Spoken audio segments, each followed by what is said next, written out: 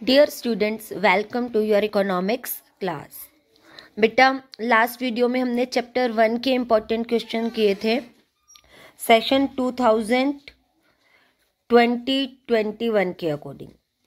आज हम चैप्टर 2 के इम्पोर्टेंट क्वेश्चंस प्रिपेयर करेंगे। चैप्टर 2 है हमारे पास central problems of an economy. ये मैंने कल ही बता दिया था कि फर्स्ट और सेकंड चैप्टर मिलाकर ही हमारा ये 6 मार्क्स का है। 4 क्वेश्चन हमारे आने, तो 1 मार्क्स के क्वेश्चन भी आ सकते हैं, 2 के भी और 3 के भी। अगर हम 3 मार्क्स के क्वेश्चन प्रिपेयर करते हैं तो हमारा ये चैप्टर अच्छे से तैयार हो जाएगा। फर्स्ट क्वेश्चन हमारे यहाँ बनता है main causes of economic problem. यहीं से ही 1 मार्क्स के क्वेश्चन भी प्रिपेयर होंगे और यहीं से ही 3 मार्क्स के क्वेश्चन अगर होगा तो ये कि what are the main causes of economic problem, हमारी आर्थिक समस्याओं का मुख्य कारण क्या है। तो वो हमारे पास है अनलिमिटेड वांट्स, जो हमारी इच्छाएं हैं वो असीमित होती हैं। अनलिमिटेड और स्केर्स मीन्स होते हैं हमारे साधन, जो हमारे साधन है वो लिमिटेड है और उनकी कमी स्केर्सिटी कब क्रिएट होती है, जब किसी वस्तु की मांग उसकी सप्लाई से अधिक हो जाती है। थर्ड, अल्टरनेट यूजेस, कि हम अपने पैसे को किस तरह से खर्च कर रहे हैं। तो जो सबसे बड़ी गलती बच्चे करते हैं कि main causes of economic problem पूछा जाता है और लिख देते हैं central problems of an economy. तो ये ध्यान रखना, जो कारण है आर्थिक समस्याओं के वो ये 3 है: unlimited wants, limited scarce means या अल्टरनेट यूजेस। इसके बाद बात आती कि सेंट्रल प्रॉब्लम्स कौन कौन सी हैं। जो हमारी सेंट्रल प्रॉब्लम्स है वो मुख्य रूप से हैं what to produce, how much to produce, कि किस वस्तु या किस सेवा को उत्पादन किया जाए और कितना उत्पादन किया जाए। सेकंड, हाउ टू प्रोड्यूस, यहां बात आती है अपनी टेक्निक की, कि हम प्रॉपर टेक्निक यूज कर रहे हैं या नहीं कर रहे। हम कैपिटल इंटेंसिव टेक्निक यूज कर रहे हैं या लेबर इंटेंसिव। जो कैपिटल इंटेंसिव है तो मतलब हम मशीनों का प्रयोग ज्यादा कर रहे हैं, लेबर इंटेंसिव में हम वर्कर्स का ज्यादा यूज कर रहे हैं। Last, for whom to produce. For whom to produce में है कि एक तो वस्तुओं को किसके लिए हम उत्पादन कर रहे हैं, हम उन वस्तुओं को डोमेस्टिक यानी कि उनके उपभोग स्थान तक कैसे पहुंचाएंगे। और सेकेंडली, जो सामान के प्रोडक्शन से जो इनकम हो रही है उसका हम डिस्ट्रीब्यूशन ऑफ इनकम कैसे करेंगे, कि लैंड के बदले रेंट कितना पे करेंगे, लेबर कितनी पे करेंगे, कैपिटल के बदले इंटरेस्ट कितना पे करेंगे, एंटरप्रेन्योर या प्रॉफिट कितना ऐड उसमें करेंगे। अब बात आती है कि इन्हें समझा कैसे जाए, इन्हीं तीनों समस्याओं को। ये पीपीसी, ये हमारी सेंट्रल प्रॉब्लम्स को कैसे शो करती हैं। पीपीसी का फुल फॉर्म क्या है? Production possibility curve. 3 शब्दों से मिलके बना है। प्रोडक्शन यानी कि उत्पादन, संभावना वक्र, कि जो हमारी उत्पादन की संभावना को जो वक्र दिखाता है उसे हम उत्पादन संभावना वक्र या प्रोडक्शन पॉसिबिलिटी कर्व कहते हैं। A curve which represent the maximum amount of a pair of goods और services that can be produced given resources. मतलब रिसोर्सेज जो हमें गिवन है और टेक्नोलॉजी और रिसोर्सेज का फुल्ली यूटिलाइजेशन होना चाहिए। साथ इंपॉर्टेंट में एक चीज और याद रखेंगे कि प्रोडक्शन पॉसिबिलिटी कर्व का दूसरा नाम क्या है, वो है हमारे पास ट्रांसफॉर्मेशन लाइन या ट्रांसफॉर्मेशन कर्व, क्योंकि ये उत्पादन के साधनों को उत्पादन में परिवर्तित करता है, ट्रांसफॉर्म करता है।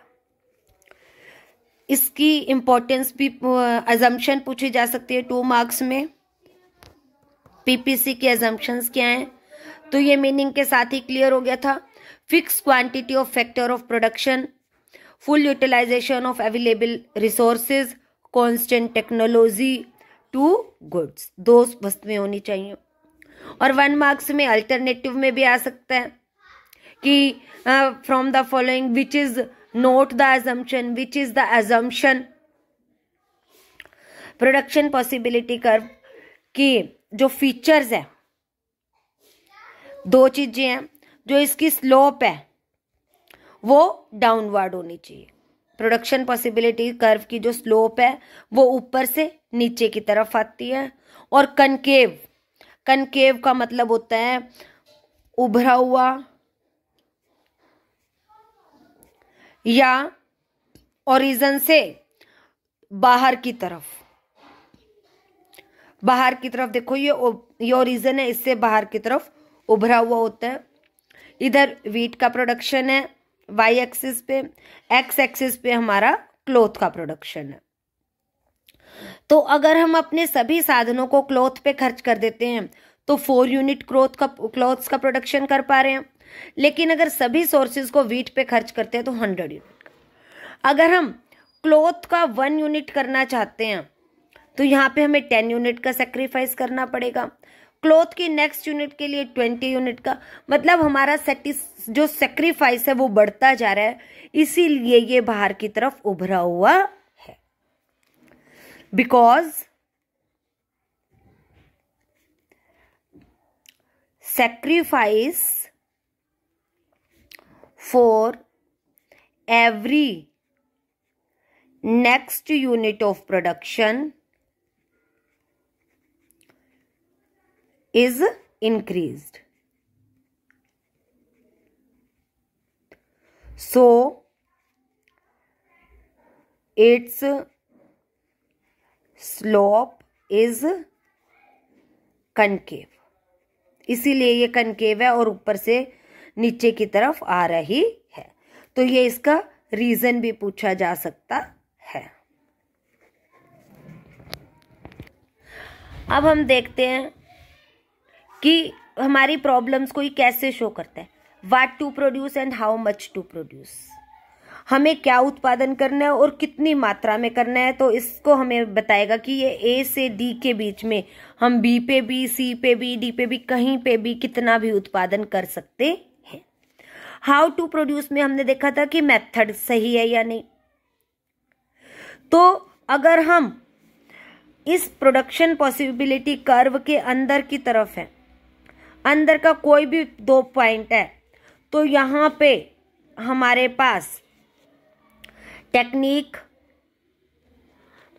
Is not sufficient. और दूसरा कारण क्या है इसी का ही, no proper utilisation of resources. तो पेपर में हमसे पूछा जा सकता है कि किस बिंदु पे रिसोर्सेज का प्रॉपर यूटिलाइजेशन नहीं हो रहा है या कहाँ पे टेक्निक अच्छी नहीं है। अगर हम ए से ए, बी, सी या डी पे हैं तो हम प्रॉपर जगह पे हैं, और अगर ई पे हैं तो हम सही तरह से प्रोडक्शन नहीं कर पा रहे हैं। इसके बाद बात आती है कि ग्रोथ ऑफ रिसोर्सेज। अगर रिसोर्सेज की ग्रोथ होती है तो ये मैंने यहाँ बताया कि जो रिसोर्सेज की ग्रोथ होती है तो उत्पादन बढ़ेगा। तो ये हमारा कर्व राइट साइड पे मूव कर जाएगा, पी से पीपी से P1 हो जाएगा। और अगर रिसोर्सेज में रिडक्शन होते हैं तो ये लेफ्ट साइड मूव करेगा। तो आपको डायग्राम देके पूछा जा सकता है कि क्या होगा जब ये राइट साइड मूव कर रहा है, या इंक्रीज होने पे रिसोर्सेज से या ग्रोथ होने पे कहाँ जाएगा और रिड्यूस होने पे कहाँ जाएगा। सेकेंड, अगर टेक्निक में चेंज होता है, अगर सिर्फ एक्स के प्रोडक्शन की टेक्निक में चेंज होता है तो ये वाई के साथ, वाई की लाइन पे तो वहीं की वहीं रहेगा, सिर्फ एक्स की साइड से आगे जाएगा। जब किसी एक उत्पादन के से टेक्निक में सुधार हो, एक्स की टेक्निक में सुधार हो रहा है तो एक्स की साइड से आगे चला जाएगा और वाई के स्थान पे वहीं की वहीं रहेगा। और अगर वाई की टेक्निक में सुधार हो रहा है तो वाई की तरफ से आगे चला जाएगा, एक्स की जगह वहीं की वहीं रहेगा। और अगर दोनों की टेक्निक में सुधार हो रहा है तो वो पूरा आगे चला जाएगा। लास्ट टॉपिक है अपॉर्चुनिटी कॉस्ट। ज़्यादा डिटेल में जाने की जरूरत नहीं है, सिर्फ आप इतने ही 2 ही चीज़ें याद रखोगे यहाँ पे। Value of next best alternate use. इसके एग्जाम्पल्स आपको याद रखने चाहिए। एग्जाम्पल क्या है कि एक व्यक्ति की वही क्वालिफिकेशन है, वो कहीं प्राइवेट सेक्टर में 20,000 रुपये में काम कर रहे हैं, और अगर उसको गवर्नमेंट सेक्टर में जॉब मिल जाती है तो उसको वहीं 50,000 मिल रहे हैं। तो ये उसके लिए बेस्ट अल्टरनेट यूज है। अगर उसको गवर्नमेंट जॉब करनी है तो उसको प्राइवेट का सेक्रीफाइस करना पड़ेगा। मार्जिनल अपॉर्चुनिटी कॉस्ट क्या है? यहाँ पे हर अगले उत्पादन के लिए हमें जितना त्याग करना पड़ रहा है, मार्जिनल अपॉर्चुनिटी कॉस्ट यहाँ बढ़ती जा रही है ना, तो loss of weight upon loss of gain. तो इस तरह से हमारा ये सेकेंड चैप्टर कंप्लीट हो जाता है।